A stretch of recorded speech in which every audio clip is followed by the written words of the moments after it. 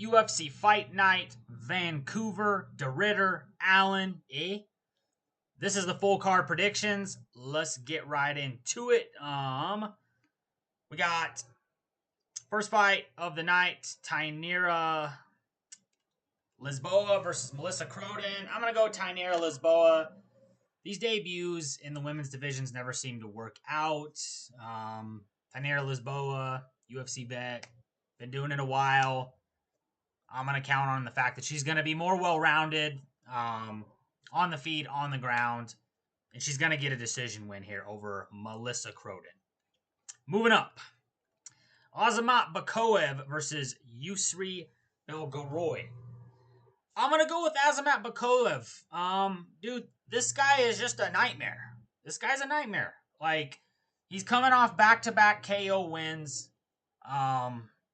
in his UFC career. He KO'd Ryan Loder, I believe, in his debut. Last guy he fought, who was the last guy he fought?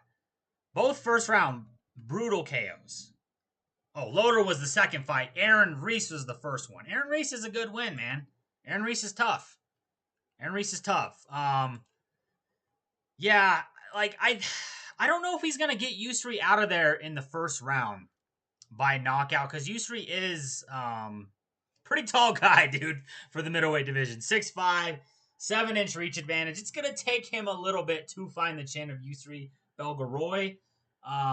So I'm going to say probably second round, I think it'll take to get the knockout here. Honestly, Bekoev, like, can we get Bekoev versus Ateba Gautier? Dude, both these guys are absolute wrecking balls. Like, can we get this fight, please? I don't even give a shit if it ruins one of the contenders. Like, bro, how do you get Aaron Reese and then you get Ryan Loder, a guy who hasn't won in the UFC yet, Ultimate Fighter winner? So I guess he has. And then, like, Aaron Reese and Ryan Loder. And now we got Yousri Belgaroui. Like, dude, we got to get this guy some stiffer competition, man. Azamat Bekoev, second round knockout. Dude, this guy's well-rounded everywhere. It doesn't matter. Like, Ryan Loder tried to threaten him with the wrestling. He had no problems defending the takedowns. Smashing him actually on the ground. Like, not only does he stuff the takedowns, he pancakes you to your back, beats the shit out of you on the ground, if he doesn't knock you out on the feet first, right? Just a nightmare guy, Azamat Bekoev. So, because of the height and the range of Yousri Belgaroui, I'm going to say second round knockout for Azamat Bekoev. Moving on, we got Stephanie Luciano, Ravena Oliveira. I'm going to go Stephanie Luciano. I just think she's been a bit more competitive in her tenure in the UFC than Ravena Oliveira has. Yeah, man. I'm just going to count on her to be a bit more well-rounded in this fight. Kind of a low-level fight, but I think Stephanie Luciano has just shown a bit more in UFC. So I'm going to pick her by decision in this fight. Moving on. Kyle Prepolec, Drew Dober. This is a tricky one, man. Is Drew Dober washed? Is that chin just completely done? I don't know, but Prepolec, dude, like, he's coming off the fight with Benoit Saint-Denis, where he got smashed, eventually was it submitted or TKO'd? I can't remember. Not going to pull up his record. But, like, this guy's only won, like, one fight in the UFC. Drew Dober, obviously, he's had a rough go of it lately, right? He's coming off knockouts. Like, back-to-back knockouts. But it's like, dude, that's to Manuel Torres and Gene Silva. Those guys are killers, man. Those guys are killers. Prepolec isn't a killer. Like, does Prepolec really have the power and the skill level to knock out a Drew Dober? Because Drew Dober only loses to the best, right? He only loses to the best, to ranked guys usually. So, kind of a tricky one, man. Dude, I'm not confident in picking Prepolec here. I'm going to go Drew Dober. I'm going to go Drew Dober to have, like, one more good performance here. I just don't think Prepolec has the ability to threaten this guy. I don't think he has the power and the skill level to chin Drew Dober. And I think Drew Dober can put hands on him. The wrestling's not going to be there. Drew Dober's hard to take down. He's got good wrestling defense, good wrestling himself. Nasty knockout power. And I think his chin's going to be okay in this fight, dude. I don't think Prepolec has that crazy power like of a Gene Silva who can put you away, or a Manuel Torres who's super skilled. So I'm going to count on Drew Dober. I'm going to say, I'm going to go with Drew Dober to knock out Kyle Prepolec in...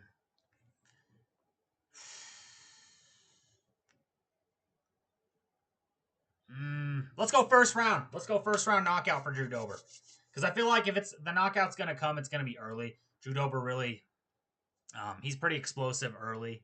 I think he might slow down later on in the fight. So I'm going to go round 1. Actually, let's go round 3.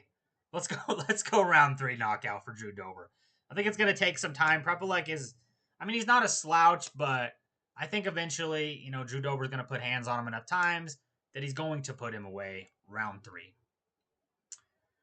Danny Barlow, Djorden Santos. Another low-level fight. I'm going to go with Danny Barlow. I just think, you know, he's a bit better than Santos everywhere. He's a bit more defensively responsible on the feet. Djorden Santos is dangerous, but he kind of like, he tends to throw caution to the wind and throw like a bit of a wild man in his fights, which causes him to slow down. So I think Danny Barlow can outpoint him in this fight, probably to a decision. You know, he might get rocked. He might get rocked once, maybe twice in the fight. I think he can stay. I think he can recover from that, stay safe, kind of pick him apart on the feet, land a bit more, and yeah, get like a 29-28 kind of uneventful decision there. Bruno Silva, Hyunsung Park. Dude, Bruno Silva's last 2 fights, I've seen him just get pieced up. Like, you look at the Manel Cop fight, just pieced up, punching bag. Joshua Van, pieced up, punching bag.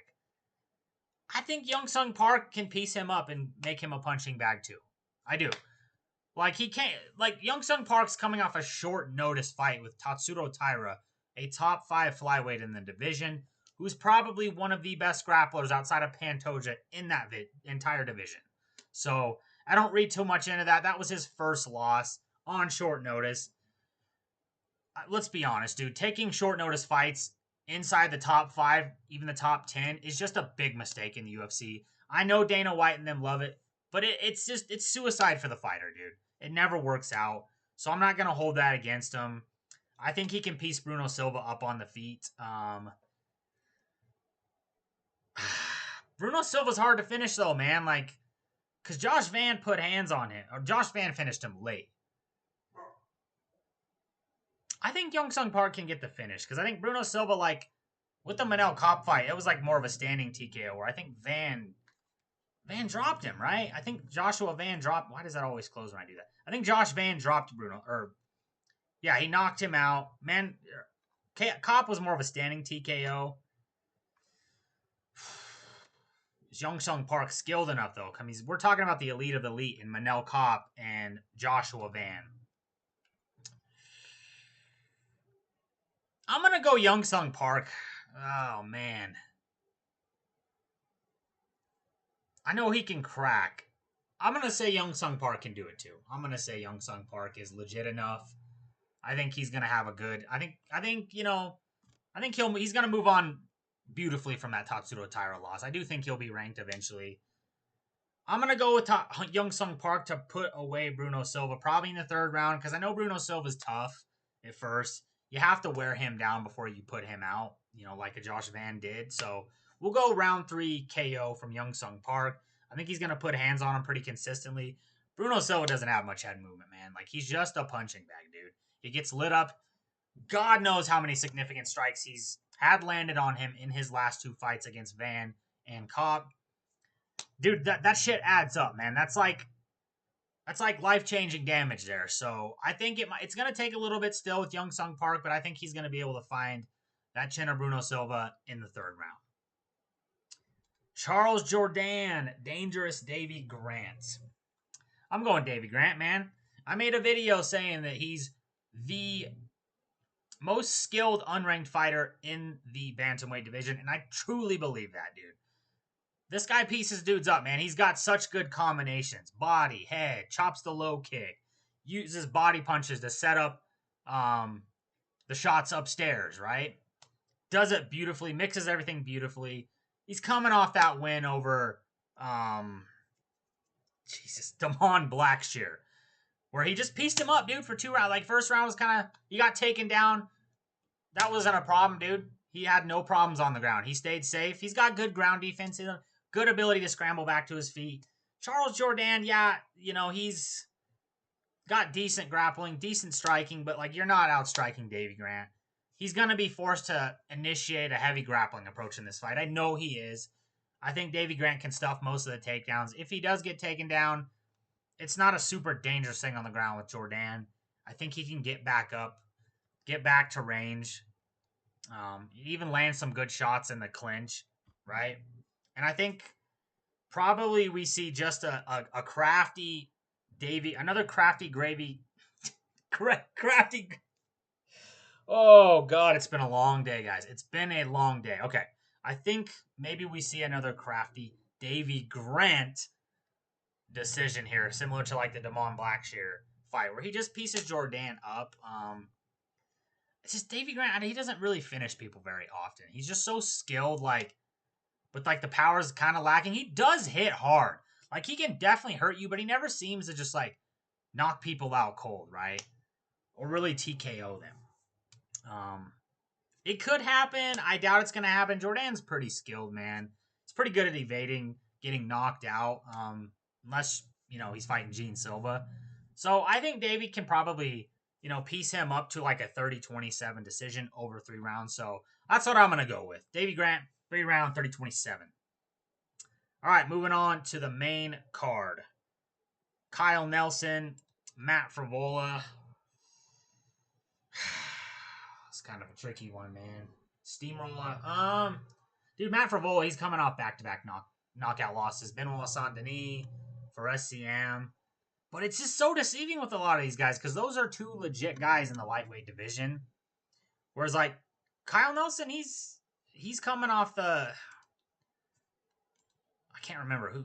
I got to pull this up. He's coming off the loss to Psycho Steve Garcia, dude. Legit dude in the division. Ranked guy. He just beat up on Calvin Kattar, right? Beat Bill Algeo. Bill Algeo's pretty tricky, bro. Long-range guy for the division. Padilla. I mean, so he's had a decent UFC tenure, right? Lost to Corantillo. I don't know, man. Like, if you look at his wins, a lot of decisions, man. A lot of decisions. He did knock out Bill Algeo. I don't know, man. I'm probably gonna go.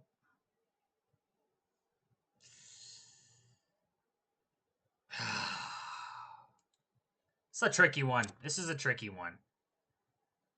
Both guys don't have the greatest head movement. Both guys get hit a lot. Both guys have been knocked out. Matt Frevola is coming off 2 brutal knockout losses to legit guys. Kyle Nelson's not necessarily a legit guy. I'm gonna go Matt Frevola, dude. I'm gonna pick the Unk. I'm gonna pick the Unk. Yeah, what am I doing? Why am I not picking the Unks? Why am I not picking? He is an Unk, right? He is an. I don't know. I'm assuming he's the Unk. I know he's been in the UFC a while. I'm gonna go Unk Matt Frevola here. I'm gonna pick him to put away Kyle Nelson. Let's go round 2.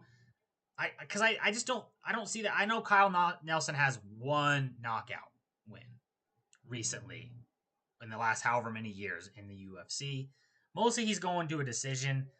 Matt Frevola is pretty skilled, man. I think he can outpoint Nelson on the feet. I think he can get in there, land those big shots that he needs to. You know, like that big overhand, some of the big straights he likes to land. I think he can get in there, put Kyle Nelson away, and he's just not going to have the threat of like severe like power coming back in his direction like a Benoit has. I mean, he doesn't have crazy power, but a Benoit. The chin worries me though, because Benoit doesn't have crazy power.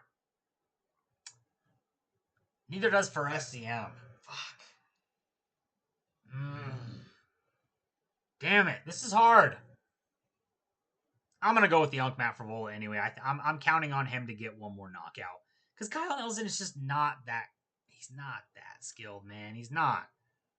So I'm gonna go with Matt Frevola. 2nd round knockout. Let's move on. Getting into the weeds here. We gotta move on. Cody Gibson, Adriqileng. I probably didn't say that right. I'm gonna go Cody Gibson, man. Like he had a decent showing against Damon Blackshear, right? I think that was his last fight, if I can remember right. I think that was his last fight. Yeah, he got submitted ultimately, but dude, he arguably won that first round against Blackshear. Made it a pretty competitive fight, right? Made it a pretty competitive. What the hell? Win-win. Come on, UFC. You can't have two winners in a fight. What are we doing? He's got good grappling, though. Regardless, Cody Gibson's got decent grappling. I don't think Adriqileng has really good grappling at all. Cody Gibson, that's his strong suit, dude. He's got underrated grappling, right? He was grappling with Damon Blackshear.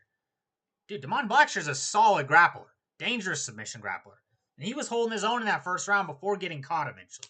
So, I like Cody Gibson to come in here, probably get like a smudge grappling decision. I don't see him submitting Adriqileng, but I do think he's going to get takedowns over and over again. You know, just pop shot him on the ground. Nothing too significant. Kind of a boring, uneventful, smudge grappling kind of decision here. Manon, Fiorot, Jasmine, Jasudavicius. Dude, I like watching Jasmine fight. Dude, she's one of the few women fighters. It's like, I know that's mean, but like, dude, Jasmine, Jasmine Jasudavicius. Super skilled, but like I gotta go Manon in this, dude. Like I think Manon is gonna be too big, too strong. I mean, I know they're kind of the same height. Well, actually, whoa, 68 and I did not know Jasmine was that big for the division. She has the reach. Regardless, I still think she's gonna lose because like Manon has killer takedown defense, right? She stuffed all Erin Blanchfield's takedowns, bro.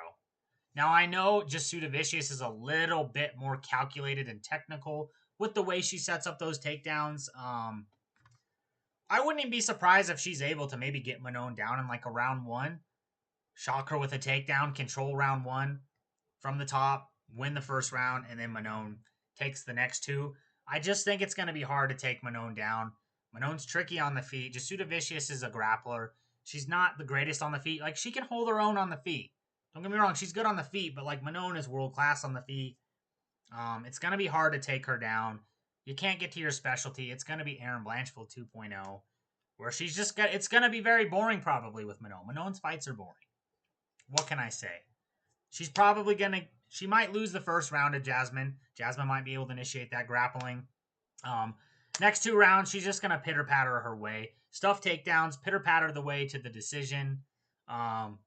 No significant shots, just on the back foot, landing jabs, landing little counters on Jasmine Jasudavicius, and kind of just probably win a boring decision here. It's just a tough one for Jasmine here, man. Just due to the takedown defense of Manon. Like, outside of Valentina, like, no one has ever taken her down.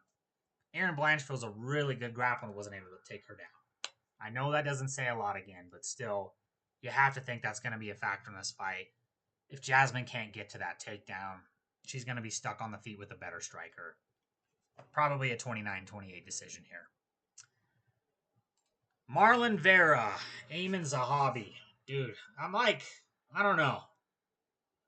Like, Cheeto hasn't won a fight. Dude, Cheeto's last win is over a washed Pedro Munoz where he fucking won, like, a close decision. Somehow they blessed this guy with a unanimous decision because they were really wanting to set up, I swear to God, because they wanted the Sean O'Malley fight. They were banking on the Sean O'Malley fight, so they gave it to Marlon Vera. He could have potentially lost to Pedro Munoz. The best I could give him in that fight was a split decision. Where's Pedro Munoz now? He's not ranked. He's washed. He was washed when Marlon Chito Vera fought him. Like, I mean, both these guys aren't the best guys in the world, right? Like, this is a tricky one, man. Like, I would go Cheeto in a 5-rounder, but I'm going to go with Aiemann Zahabi, dude. This is a 3-rounder. Dude, Cheeto, like, he just doesn't have enough activity. This guy, like, will give away the first 2 rounds, right? Aiemann Zahabi's the kind of guy, like, you give him that momentum, you take the round off, he's not going to fucking let you get that momentum back. We saw what happened in the Jose Aldo fight where he got hurt. Jose Aldo made a mistake of taking his foot off the gas. And Aiemann Zahabi reversed him, got on top, and took away that momentum and won the fight ultimately. Right? I think that's going to pay dividends here. Cheeto doesn't make good decisions, dude. You know he's going to come out and not do shit in the first round. You know this. So Aiemann Zahabi automatically, by default, is going to win the first round. And then rounds 2 or 3, it's like, I don't know, man. Like, I know Cheeto does have a bit of a reach advantage. Cheeto is the better striker here. I'm not counting on Cheeto to turn it up. I know Cheeto could piece him up. If he actually chose to come forward and be aggressive, like he was in that Frankie Edgar fight. I mean, I guess he was losing that one by getting taken down. But still, he was aggressive coming forward. If he was like that, I would pick him to beat Aiemann Zahabi, hands down. I don't think he's going to do that. I think he's going to take the first round off. He's probably going to pitter-pat in the second round. Aiemann Zahabi's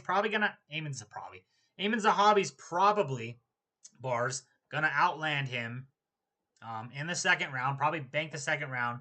And then this dude's going to try to turn it up like the last 2 minutes of the third round. Probably start beating the shit out of Zahabi. Start busting him up with big, heavy shots. And he's ultimately going to lose the decision that way, and he's going to be pissed at himself again. Dude, he's done this time and time again, man. Like, the Sean O'Malley fight, he didn't turn it on till, like, the last 2 minutes of the fight where he hurt him with a big knee or a big punch to the body. Again, I don't think he would have beat Sean O'Malley in that fight, but, like, Corey Sandhagen, same shit. He just didn't do anything. And was lucky it was a split decision. That should have been a 50-45, right? You know, I mean, these are shots. These are like potential title eliminators here for him. And he just, I mean, the Sean O'Malley was a title fight, but like these are big moments for Cheeto. And he just doesn't pull the trigger. You look at his last fight with Figueiredo. He just doesn't pull the trigger, bro. Bro, Figueiredo like hardly throws anything now. He'll stand out at range and like spam a couple fucking hooks every like few minutes. You let that guy out-volume you. Deiveson Figueiredo had 21 significant strikes landed in his last fight this past weekend. You let that guy out-volume you. I can't trust you to win a decision, so I'm going to go Aiemann Zahabi by decision here. He's not going to finish Cheeto. Cheeto's got a granite chin. Granite chin. Holy fuck. A granite chin. But he just doesn't do enough, man. And he's just going to get out-volumed this fight. Period, point blank. 29-28 for Aiemann Zahabi. All right, co-main event. Kevin Holland, Mike Malott. You know, I thought about getting a quarter for this fight and just flipping it. Heads like Holland wins, tails Malott wins. This is a tricky one, man. I'm like, what Kevin Holland's going to show up here? He had a killer fight against D-Rod, but ultimately lost. Really looked terrible on the feet, dude. Like, for the 81-inch reach he has, this guy really isn't that good of a striker. Like, it took me a long time to realize that Kevin Holland really just doesn't know what the fuck he's doing on the feet. He really doesn't, and that's, you know. I honestly think this guy's specialty more so is grappling. As crazy as it sounds, because, like, the way he paints it is like he's this guy that likes to go out and go to war, right? I don't really see that with Kevin Holland, man. He's more of a grappler. And even in the last fight, the grappling, he couldn't do shit to D-Rod on the ground. Right? He did threaten a choke in the third, but D-Rod ultimately got out. Dude, I don't know. Like, I swear to God, this guy looks like a world beater one fight, and then he just looks completely lethargic and like shit the next fight. You know?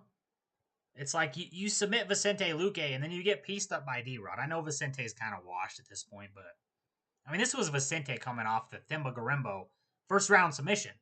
Thimba Garimbo was an up-and-coming prospect. And he Darce choked that guy in the first round. Kevin Holland Darce choked him in the first round.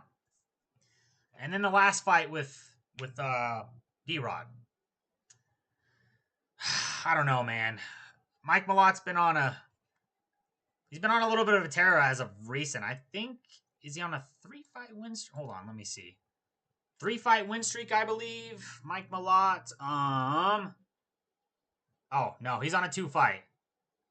Trevor Giles, Radke. I mean, this is definitely a step up. This is a big step up for Mike Malott. Dude, he's good on the feet, though. And, dude, I'm just picturing Kevin Holland's last fight against D-Rod where he just looked lethargic, slow, was getting popped. Now, I know D-Rod has underrated boxing, but so does Malott, dude.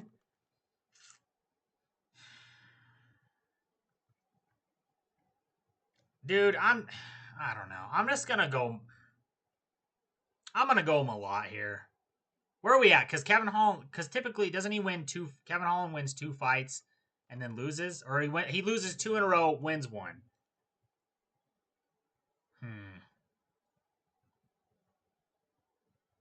It's just like, how's he gonna be? Is he gonna make the good decision? Because if he makes the right decisions, he can beat Malott. I think he should pursue the grappling against Malott, dude. Because I think Holland's just terrible on the feet. I really do. I think he's terrible on the feet. Like, he got rocked so much in that fight with D-Rod, dude. Because his chin's in the air. He just throws awkward punches. And yeah, he can catch you.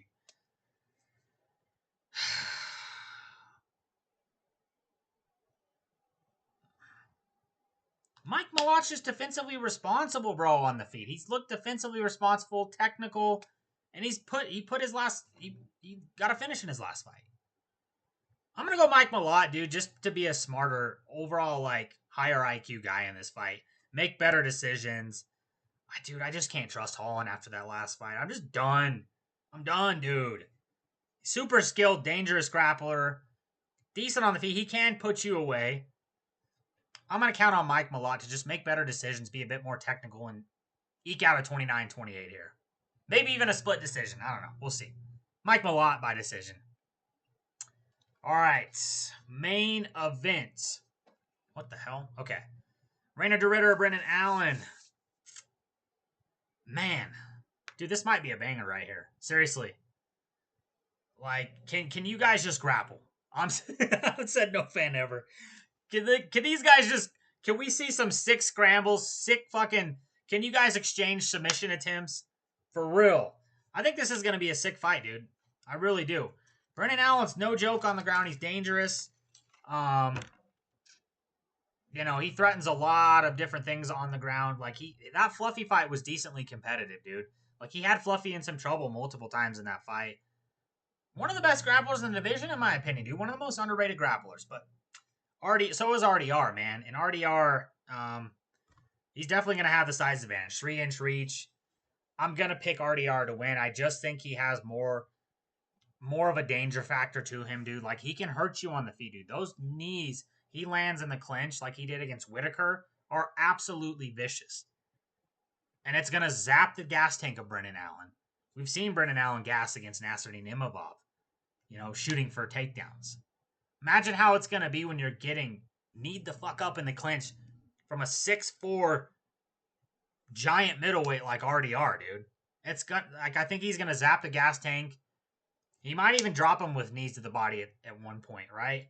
I think on the feet, dude, it's at range, it's pretty fucking even. Both these guys are goofy. Both these guys are unorthodox. RDR just has a big advantage in the clinch, in my opinion. And I think, like, we've never seen anybody try to take RDR down. I'd like to think he's probably got pretty decent defensive wrestling, right? Defensive wrestling. On the ground, though, like, this could be tricky, man. Like, this could be tricky. But I just can't pick Brendan Allen because, like, I wouldn't be surprised if the grappling is pretty much even in this fight. Like, Brendan Allen's grappling is that good, dude.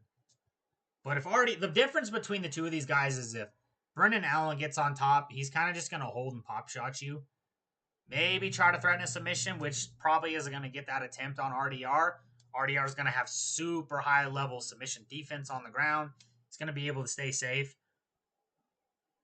If RDR gets on top, dude, he's smashing you. He's pancaking you. He's landing elbows on you. He's threatening submissions. He does a lot more damage from the top game than Brendan Allen does. And RDR is the kind of guy who's not going to give up position, dude. He's not going to give up position and, like, get reversed. Brendan Allen could be on top beating the hell out of you and, like, dive for an inverted armbar that's, like, nowhere close to being locked in and get reversed and just, you know, be on bottom position. Like, there's just something wrong with the decision-making of Brendan Allen.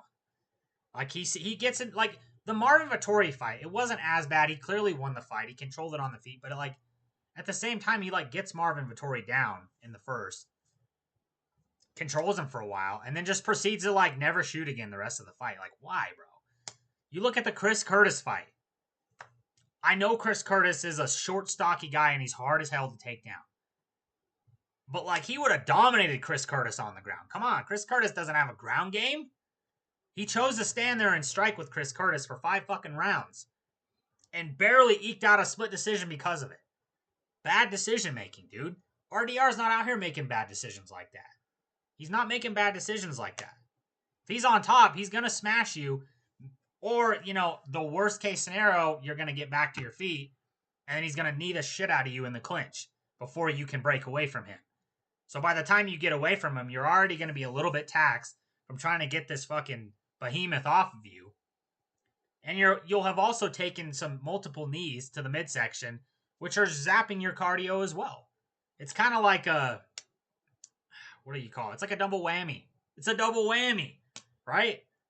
He just makes better decisions, dude, and he just has more of a danger factor to him as well as a size advantage.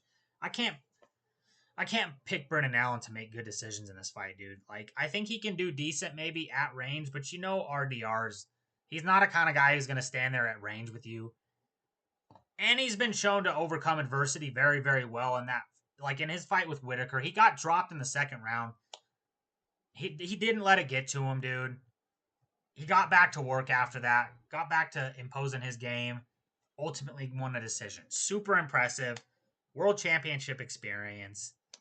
And he just makes the right decision. He doesn't get overwhelmed. Like, yeah, maybe Brendan Allen gets him down in the first like he did Nasruddin and wins the round on control. Maybe has him in some dangerous positions. He's not going to let it get to him, dude.